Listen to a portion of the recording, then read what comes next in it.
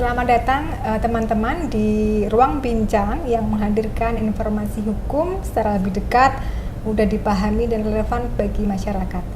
Melalui podcast ini kami akan membahas berbagai tema seputar dokumentasi dan informasi hukum, keterbukaan informasi publik, regulasi daerah, serta isu-isu aktual yang berkaitan dengan pelayanan hukum di Jawa Tengah.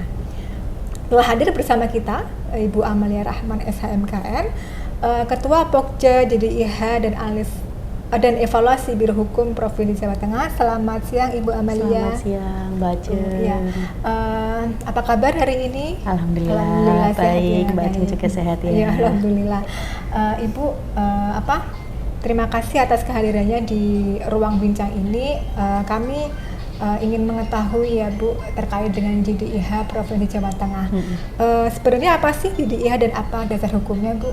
Nah. Ya, baik teman-teman, mungkin barangkali sebagian dari teman-teman yang menyaksikan podcast ini ada yang masih awam tentang JDIH ya. Kalau Mbak Jing sendiri tahu JDIH kan? Tahunya jaringan dokumentasi dan informasi hukum.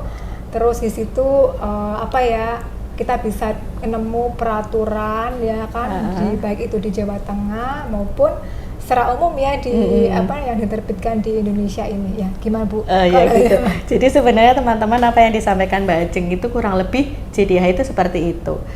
Jaringan dokumentasi dan informasi hukum ini sebenarnya dibangun atas dasar dari regulasi tentang pembentukan peraturan perundang-undangan ya di Undang-Undang 12 tahun 2011, kemudian turun di Perpres 87 tentang pelaksanaan dari Undang-Undang 12 tahun 2011 tentang pembentukan peraturan perundang-undangan.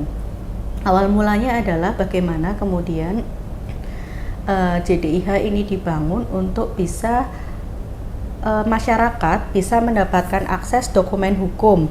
Awal mulanya hanya terbatas pada peraturan-peraturan yang sudah jadi.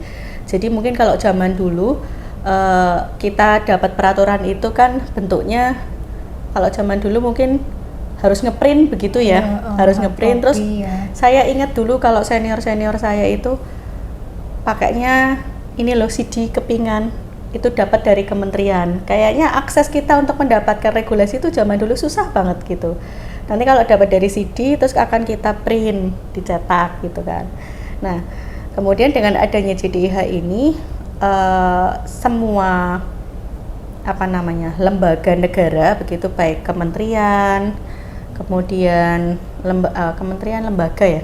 lembaga, pemerintah daerah provinsi, pemerintah daerah kabupaten, bahkan hingga desa kan diberi kewenangan untuk membuat regulasi itu kan ya.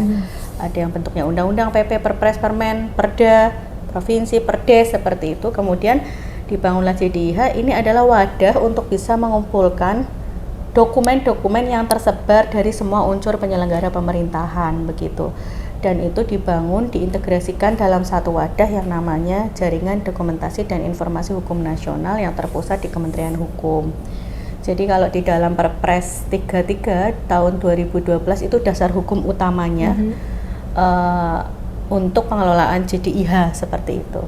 Disitulah disebutkan bahwa JDIH ini harus dibangun dan dikelola di masing-masing unit penyelenggara pemerintah seperti tadi yang kami sebutkan, di kementerian, di lembaga, di pemerintah daerah provinsi, pemerintah daerah kabupaten kota, bahkan di perguruan tinggi itu juga disebutkan sebagai anggota JDIH nasional yang berjejaring, kemudian mengintegrasikan data-data dokumennya jadi satu dalam wadah Jaringan Dokumentasi dan Informasi Hukum Nasional. Ya, JDIHN ya. JDIHN, pusatnya ada di sana, dan kita ini anggota yang tersebar karena memang ya kan kita otonomi kalau misalnya teman-teman di kabupaten mana kira-kira di Papua, kalau misalnya mau masih harus ngirim dokumen manual begitu untuk ke JDIHN, kami rasa itu sudah tidak zaman lagi, sehingga semua berbasis IT.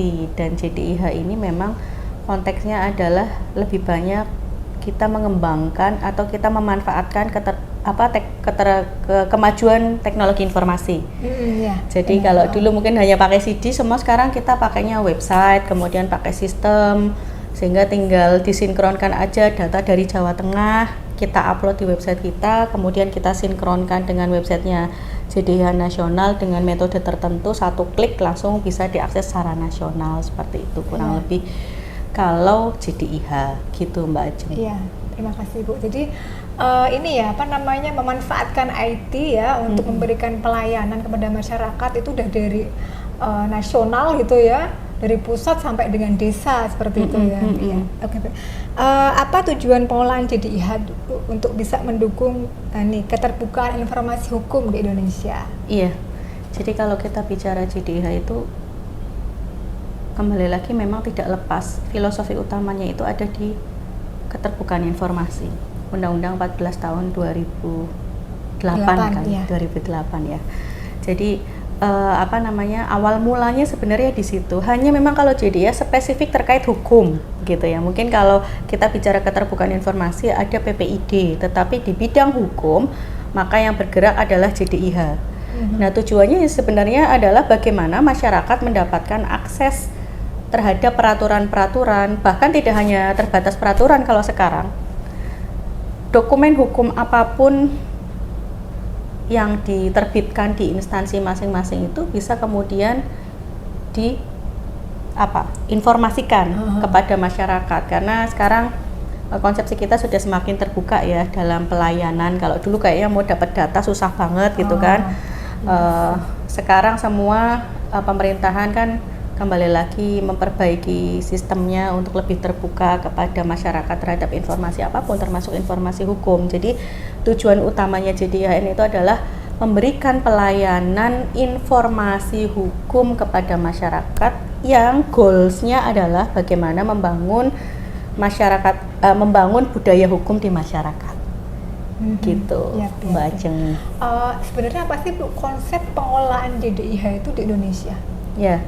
Jadi kalau yang kami pahami ya di Perpres 33 2012 konsep pengelolaan JDIH itu setiap lembaga, instansi tadi yang kami sampaikan dari kementerian hingga desa. Tadi sebenarnya kami sudah singgung ya. Mereka kan diberikan kewenangan untuk membuat regulasi. Kemudian mereka pasti ada dokumen-dokumen hukum yang mereka terbitkan, yang mereka kelola. Misalnya saja sederhana, misalnya dalam proses pembentukan peraturan daerah nih, saya bicara di Provinsi Jawa Tengah aja ya Mbak Ajeng, karena kebetulan kami dari JDIH Provinsi Jawa Tengah. Ketika kita membuat peraturan daerah, di situ kan pasti rangkaian dokumen pembentukannya itu kan banyak ya. Dari mulai kita pertama nyusun naskah akademik, kemudian rancangan peraturannya, kemudian kita akan berbicara bagaimana proses selanjutnya pada saat dilakukan harmonisasi oleh Kementerian Hukum, kemudian kita berjalan lagi tahapan fasilitasi bersama Kementerian Dalam Negeri hingga akhirnya nanti bisa ditetapkan. Disinilah sebenarnya kemudian dokumen-dokumen hukum tadi, setiap rangkaian proses pembentukan peraturan perundang-undangan itu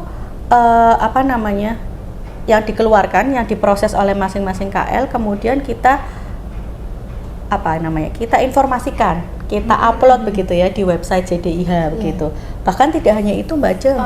Jadi kita bicara juga kalau mungkin di beberapa pengelola JDIH itu ada koleksi buku-buku hukum, di mana buku-buku hukum ini kadang-kadang kita gunakan sebagai literasi ya. Mungkin teman-teman di bagian hukum atau di biro hukum manapun atau bahkan masyarakat mahasiswa hukum begitu yang butuh akses buku-buku hukum kadang-kadang itu juga diperlukan kan begitulah. JDIH ini juga bisa memuat dokumen-dokumen yang tidak hanya melulu tentang peraturan perundang-undangan. Jadi koleksi buku hukum yang ada yang dimiliki oleh pengelola JDIH ini juga bisa kemudian menjadi salah satu menu yang ada di layanan JDIH. Jadi intinya semua literasi tentang hukum, baik itu peraturan mau buku hukum, bahkan mungkin kalau Bapak Ibu butuh rujukan artikel hukum, termasuk barangkali putusan-putusan hukum, putusan-putusan pengadilan, putusan-putusan pengadilan yang terkait, misalnya kalau di Provinsi Jawa Tengah ada gugatan TUN gitu ya, Tata Usaha Negara, lalu pengen tahu nih literasi mengenai putusan pengadilan, itu juga tersedia di JDIH gitu. Termasuk dokumen kerjasama pemerintah daerah. Ya. Itu juga ada di JDIH. Banyak gitu ya fitur-fiturnya itu ya Bu ya. Jadi kan ini kan juga termasuk bagaimana partisipasi masyarakat juga ya dalam menyusun peraturan seperti itu ya Bu. Itu juga ada ya. Iya. Ini sejauh mana Bu perkembangannya sampai dengan saat ini? Animo gitu ya, dari masyarakat terkait dengan penyusunan peraturan di Jawa Tengah.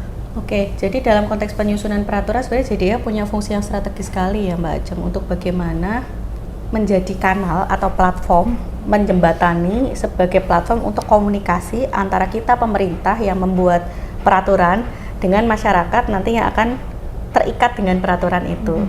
Jadi kalau kita bicara di Undang-Undang 12 ada meaningful participation atau partisipasi bermakna, di mana masyarakat besar harapannya nih bisa kemudian tergabung dalam setiap proses pembentukan dengan cara memberikan masukan. Jadi salah satu platformnya adalah bisa melalui JDIH. JDIH sudah dikembangkan untuk bisa masyarakat berinteraksi, jadi tidak hanya satu arah. Kami hanya menyediakan data, dokumen, masyarakat mengakses, tidak hanya seperti itu, tetapi ada kanal-kanal untuk masyarakat bisa kemudian memberikan feedback, bisa memberikan masukan dalam proses pembentukan peraturan. Jadi kita mengupload rancangannya gitu kan. Nah kemudian masyarakat silakan mungkin jika ingin memberikan komentar, itu sangat menjadi hal yang sangat bermakna sekali bagi kita di pemerintah. Itu salah satu platform yang bisa kita manfaatkan itu JDIH. Jadi mungkin kalau ada masyarakat yang agak bingung kalau saya pengen berikan masukan lewat mana begitu ya, masyarakat bisa mengakses JDIH di masing-masing lembaga. Karena memang JDIH ini pusatnya satu di JDIHN, tapi rata-rata kementerian, lembaga, Pemda provinsi, Pemda kabupaten kota mengelola sendiri-sendiri begitulah. Ketika mengelola sendiri-sendiri, kalau misalnya pengen memberikan masukan ke aturan di Jawa Barat, silahkan misalnya membuka JDIH-nya Jawa Barat begitu. Kalau pengen memberikan masukan terhadap regulasi di Jawa Tengah, ya bukanya JDIH-nya Jawa Tengah.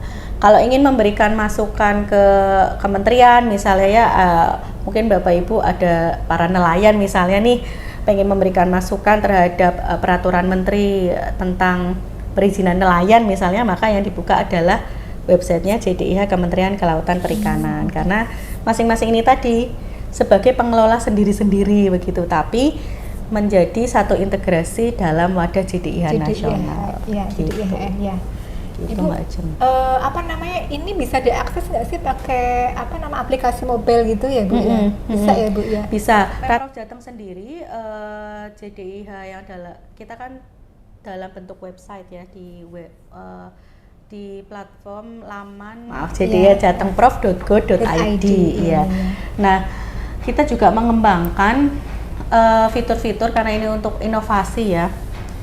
Mungkin kalau zaman sekarang cukup satu genggaman begitu, kalau pakai website mungkin agak kesulitan mungkin gitu kan. Kalau angkatan saya sih lebih nyaman pakai komputer sih Mbak Ajeng.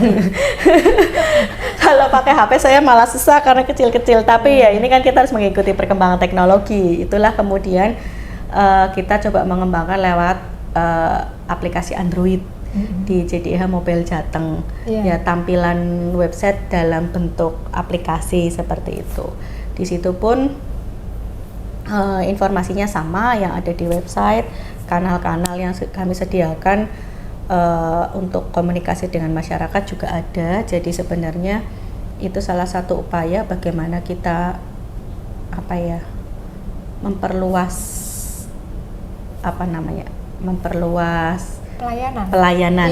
pelayanan untuk masyarakat. Mungkin yang nyaman pakai Android HP begitu ya silahkan gitu. Yang kayak saya lebih suka pakai laptop karena layarnya besar gitu kan ya pakai website misalnya seperti itu. Gitu Mbak Ajeng.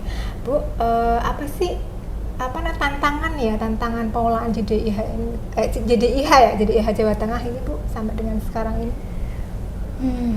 Kalau bicara tantangan, aspeknya itu kan banyak ya dalam mengelola JDIH.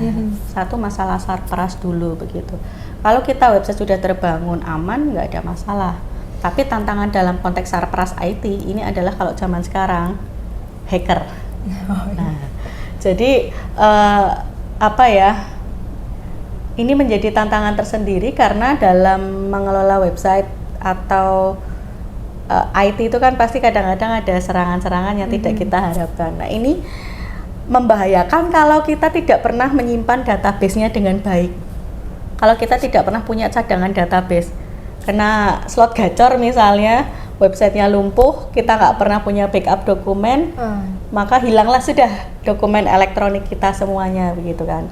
Yang pada mulanya sebenarnya JDIH itu selain sebenarnya fungsinya memberikan keterbukaan informasi ke masyarakat, sebenarnya bagi kita di pemerintahan itu kan menghemat tempat gitu ya Mbak Ajeng. Kalau kita ngumpul ke dokumen segitu banyaknya, lama-lama kantor kan juga penuh. Tapi kan kita alih mediakan nih dalam bentuk elektronik, lalu kita amankan di website gitu kan. Tapi ya itu, ternyata tantangan semakin kesini, tantangan cyber juga semakin tinggi ini kan, serangan cyber juga ada. Nah, inilah menjadi tantangan terbesar kalau di JDIH Prof Jateng adalah di situ, sehingga bagaimana kami harus terus berkolaborasi dengan Dinas Komdiji yang bisa membackup kami ketika misalnya ada serangan cyber gitu. Tapi backup data semuanya itu harus tetap kami lakukan demi keberlangsungan layanan begitu ya. Jadi mungkin kalau websitenya mati nggak ada masalah, sementara kita misalnya perbaiki secara sistem IT, tapi langsung kita bisa pulih begitu, nggak terus mati runtuh sekalian gitu, tidak seperti itu.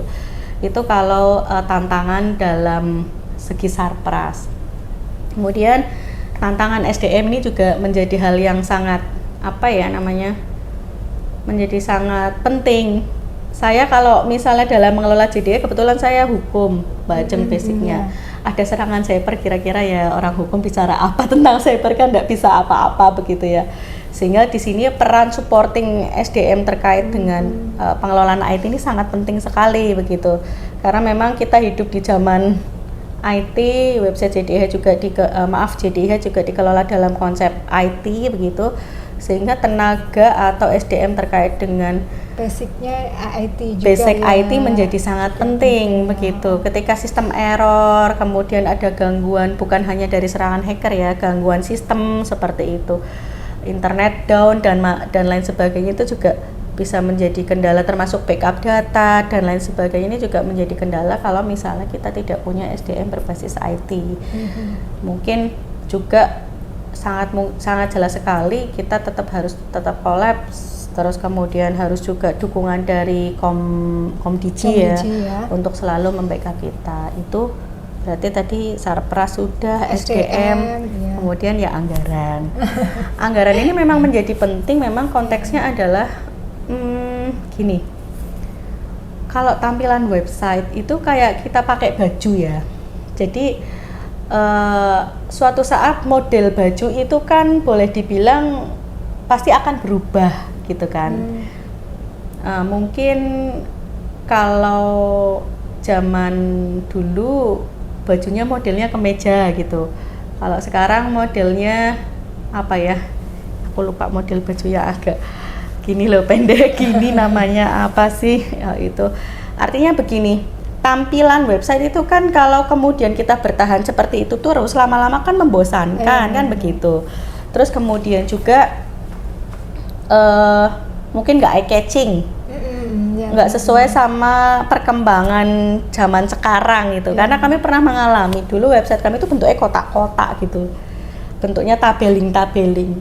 Ternyata banyak masyarakat yang menganggap udah nggak eye catching, udah nggak cocok nih sama zaman sekarang, nggak menarik lagi. Ya. Nah, jadi sebenarnya wajah JDIH ini bisa dibangun dengan dukungan anggaran, setidaknya memang untuk meningkatkan performa tampilan begitu. Jadi mungkin ya kadang-kadang bajunya beberapa kali sekali model tampilannya harus diganti biar lebih eye catching, mengikuti perkembangan, dan mungkin bisa juga tuntutan masyarakat lagi pengennya apa kayak gitu kan. Kayak misalnya sekarang masyarakat lagi banyak ingin berpartisipasi dalam konteks pembentukan peraturan. Kalau dulu kan JDIH nggak begitu. JDIH dulu hanya peraturan jadi share. Nah, kalau sekarang kan tuntutan masyarakat bagaimana masyarakat ingin memberikan masukan, maka JDI harus mengembangkan nih, ditambahi fitur-fiturnya seperti itu. Bahkan sampai kemudian kita harus berpikir bagaimana mengembangkan fitur ini misalnya untuk kebutuhan para penyandang disabilitas agar mereka juga bisa mengakses, kan seperti itu. Itu juga menjadi hal yang perlu dukungan khususnya dari konteks anggaran agar kita bisa tetap memberikan pelayanan prima ke masyarakat, ke semua lapisan, ke semua golongan seperti itu ya. Ya intinya itu aja sih Mbak Ajeng, kalau kita bicara dari 3 konsep bagaimana tantangan dalam mengelola JDIH. Satu dari sekian yang mungkin yang saya contohkan, tapi 3 titik itu menjadi hal yang sangat penting ketika kita akan melakukan pelayanan informasi hukum ke masyarakat. Ya, jadi mungkin karena tantangan itu kita jadi bisa lebih meningkat gitu ya. Maksudnya apa solusinya nih dari tantangan itu gitu ya Bu ya. Jadi malah menjadikan JDIH Provinsi Jateng ini semakin berkembang gitu ya. Dari sisi termasuk bagaimana membuat tampilannya menjadi eye catching ya, seperti itu ya Bu ya. Baik, sobat ruang bincang kita, jadi sudah disampaikan oleh Ibu Amalia Rahman dari apa itu JDIH, bagaimana pengelolaannya ya, khususnya di Jawa Tengah, kemudian dari JDIH di tingkat nasional, kemudian sampai ke desa gitu ya. Terus yang terakhir ini adalah bagaimana tantangannya.